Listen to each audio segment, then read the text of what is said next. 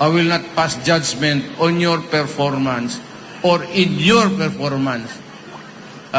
But sabihin ko lang sa iyo, whether you have done good or exceedingly good or exceedingly bad, worse, hindi na ako. Huwag ka nang tumakbo kasi magkagulo lang.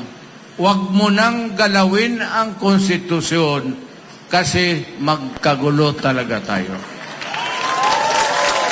Do not ever believe na ikaw yung exception. Eh di sana kung ganon, ginawa ko na nga. Bakit ako maghintay sa iyo? So yan ang problema. Ambisyon. Wala akong problema sana kung walang prohibisyon. Pero kung tanggalin mo ang prohibition at palitan mo ng bagong konstitusyon, ay putang ina naman. Maawa ka naman sa Pilipino. Ginagawa, dinig. Every president has done it except me. Yung dumaan ng presidente, gusto talaga kalkalin yung konstitusyon. Gustong baguhin para eligible for another election or re-election. But sino ba ang naisabi sa iyo magandang lalaki ka na enjoy ang mga taong bayan manood sa iyo for 12 years? Gusto ng tao 6 years lang. Tama yan. Tama yan. Ako for 6 years, bumaba ako. Ngayon, kung gano'n lang pala ang ginagawa ng lahat, eh putang ina, sana ako na ang gumawa noon.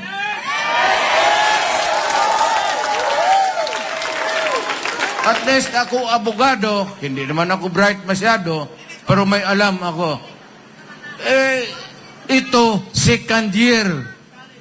Walang...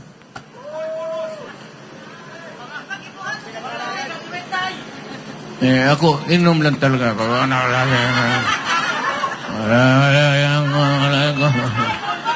Pero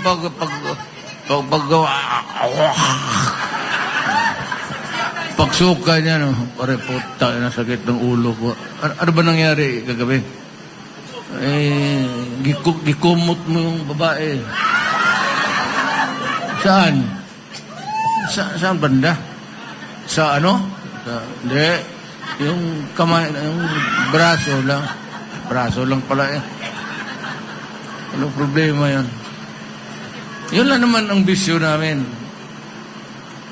Tungga. Meron akong kaibigan dito. O nasa Amerika yun. Kalimutan ko yung apelyido. June. Taga rito yun. Taga Dumaguete. Ted Gonzales. Taga rito yun. Mga pinsan ng mga Teves yan. Okay.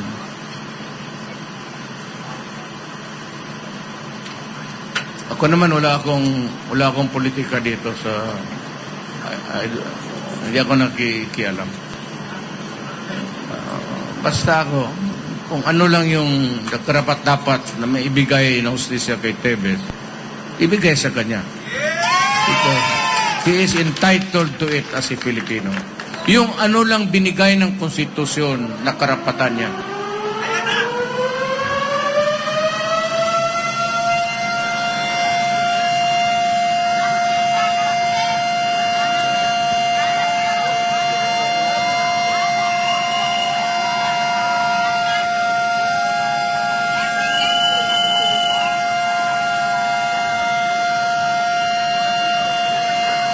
Hindi lang, humuhurot pa ng baterya ng buwang. Yun mga ganon. Ewan ko kung sinasadya yan. At may korpyo.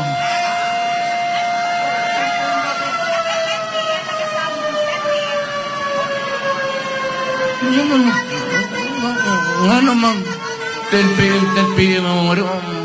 muli na mo? Ano ng pulisa na uy buang, undang dia. Wala na noon kung asa nga ita.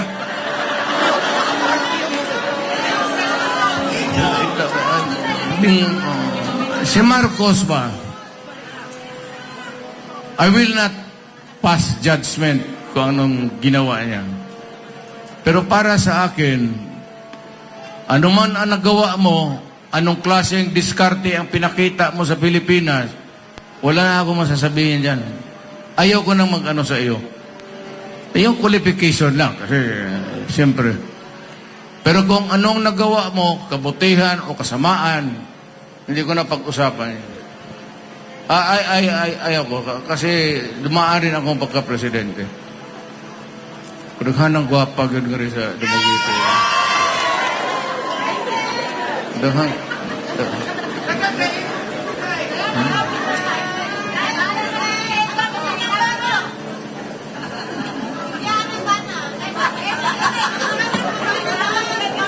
Kung na man kong patyo na ka asawa, eligible naman. Ang kadaot kay duha na. Duha mo akong gurguron.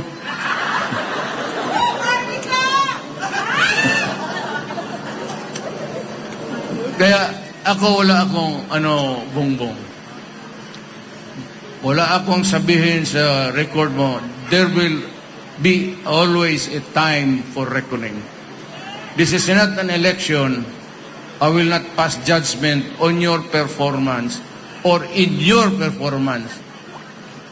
But sabihin ko lang sa iyo, whether you have done good or exceedingly good or exceedingly bad, worse, hindi na ako.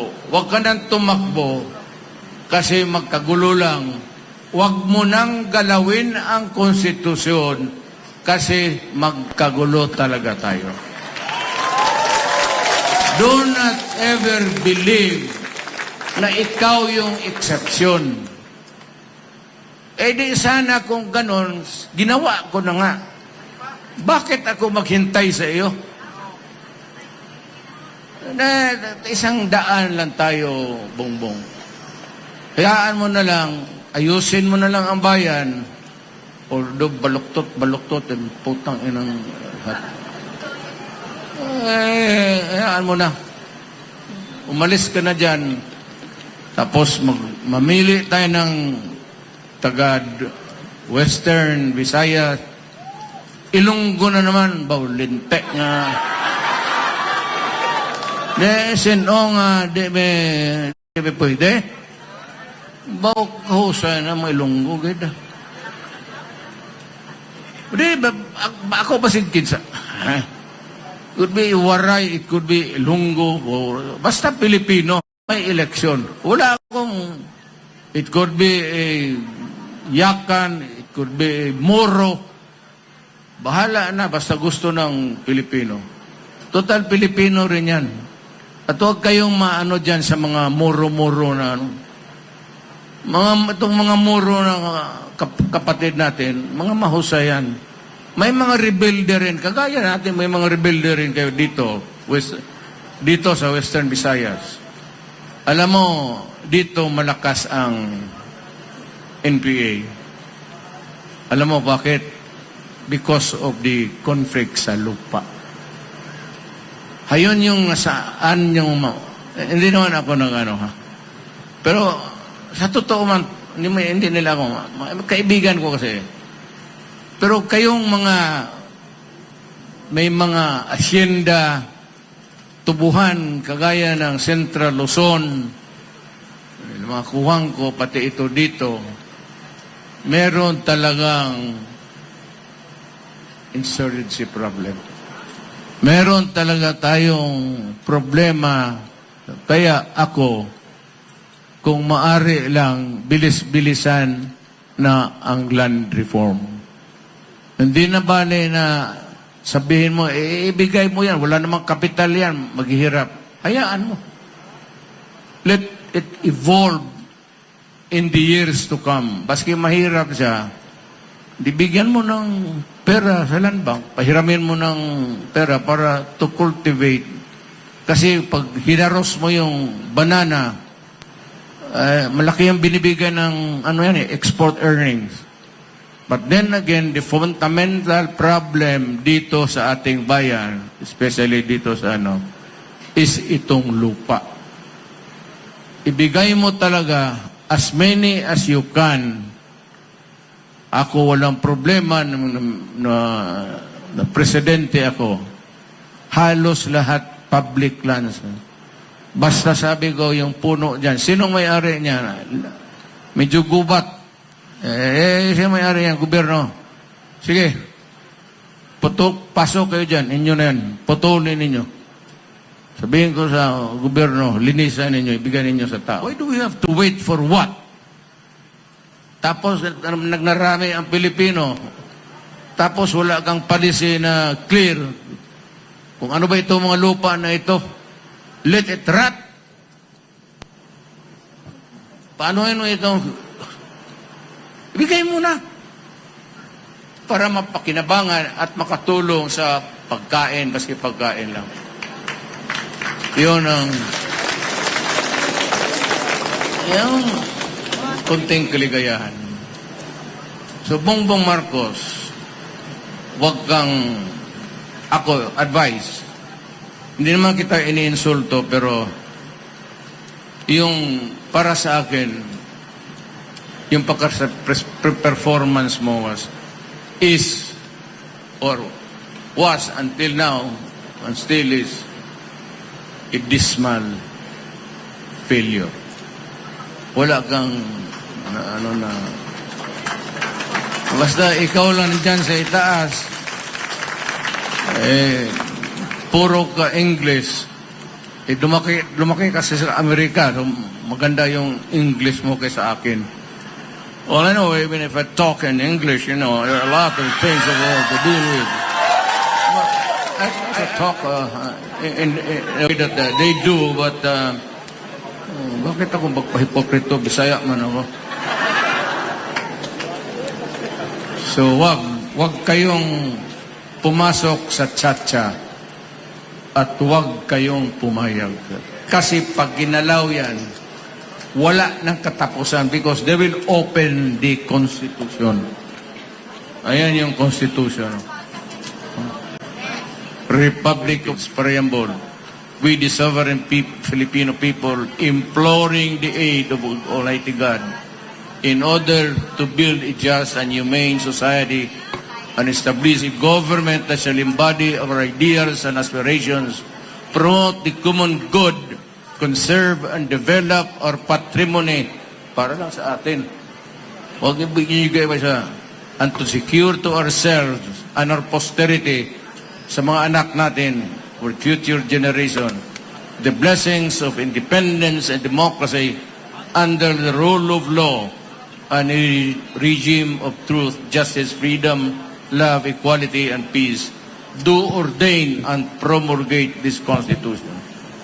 Yan ang basic principle.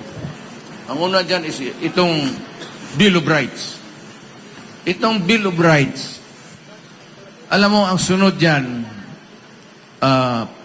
sunod na chapter, Congress. Sunod na chapter dyan, Presidente. Sunod ang Korte. Ang Bill of Rights, parang wall yan, na hindi itong Presidente, Congress, or Supreme Court kailangan sumunod ng Konstitusyon. Ito yan. It is the barrier. It is the protection of the people. Yan ang barrier.